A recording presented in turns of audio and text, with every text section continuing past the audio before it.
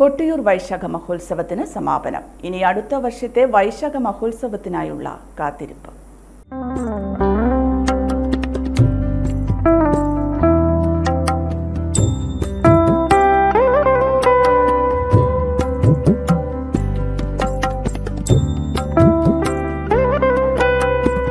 ചോതിനാളിൽ നെയ്യാട്ടത്തോടെ തുടങ്ങിയ യാഗോത്സവത്തിന് ചിത്തിരനാളിലെ തൃക്കലശാട്ടോടെ സമാപനം.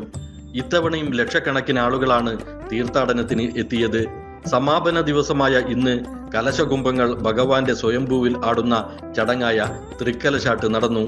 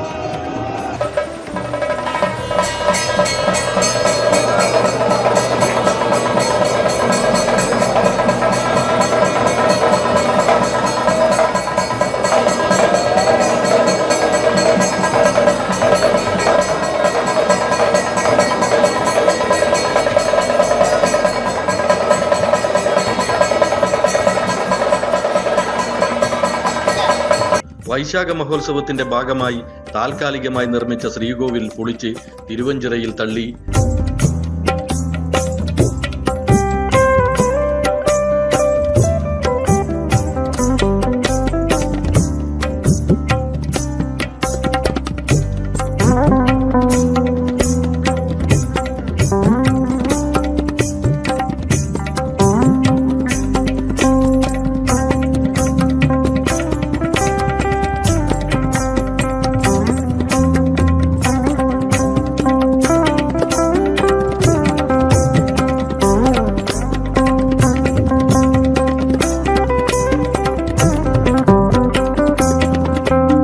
തുടർന്ന് ഉച്ചയോടെ വീരഭദ്രന്റെ ചൈതന്യം കുടികൊള്ളുന്ന മുതിരേരിവാൾ തിരിച്ചെഴുന്നള്ളിച്ചു.